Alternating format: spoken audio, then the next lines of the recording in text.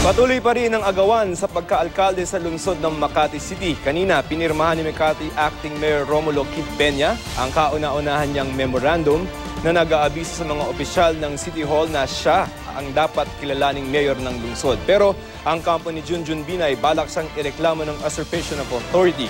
May report si Rida Reyes. Mainit na sinalubong ng kanyang mga taga-suporta si Makati City Acting Mayor Romulo Peña sa kanyang pagpasok sa lumang gusali ng Makati City Hall kanina. Ang munting silid na ito na dating disposal section ng General Services Department ang magsisilbing opisina ni Peña.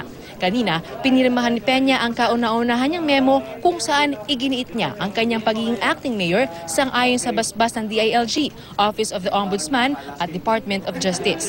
Gayunman, maluwag naman doon niyang igagalang ang magiging pasya ng Court of Appeals sakaling muling kilalaning alkalde si suspended Mayor Junjun Binay.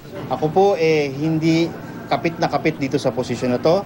Ito po pinagtitibay ng batas. Sa oras na dumating yung ikangay utos, natapos na po lahat at kinakailangan naman ako bumaba, ay mabilis pa po sa alas 4. Yun po ating gagawin. Pero si Binay walang alisan sa bagong City Hall. Kaliwat ka ng papeles pangaraw ang pinipirmahan nito. Patunay na siya pa rin ang alkalde ng Makati. Gayunman, plano ron nitong kasuhan si Peña dahil sa pagbababa ng utos na wala umanong basihan. Ang problema ngayon, natatakot ang mga empleyado ng Makati City Hall na baka maapektuhan ang sweldo nila dahil sa dala-dalawang mayor nila. Hindi po namin alam kung sino ang pipirma sa sahuri namin. Ang Land Bank of the Philippines kumukuha na rin daw ng legal opinion para makapagtransaksyon sa Makati City Hall ng maayos at tama. Nauna nang sumulat ang kampo ni Binay sa Land Bank para kilalanin ang lagda niya sa pagpapasweldo ng mga empleyado ng Makati. Sumulat din ng DILG sa Land Bank para igiit na si Peña ang dapat na signatory sa mga transaksyon ng Makati. Noong isang linggo, in-order ng Ombudsman ang preventive suspension ni Mayor Binay kaugnay ng inimbestigahang maanumalyang pagpapatayo raw sa Makati City Hall Building 2. Humingi ng TRO si Binay sa Court of Appeals at pinagbigyan naman siya. Pero ang sabi ng Ombudsman, DILG at DOJ, dahil na-serve na ang suspension at nakapanumpa na si Peña, wala na raw bisa ang TRO.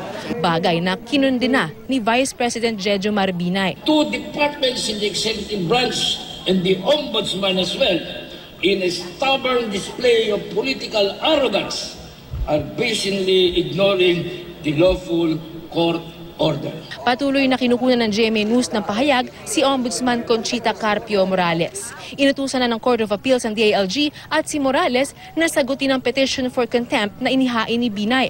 Paglilinaw ni DOJ Secretary Laida de Lima, bakit naman pati kami iko-contempt nila, no? I mean, my opinion was sought by the DILG, so I had to render that opinion. When you say contempt, there is willful defiance, willful disobedience, when in the first place, our position nga is moot and academic na.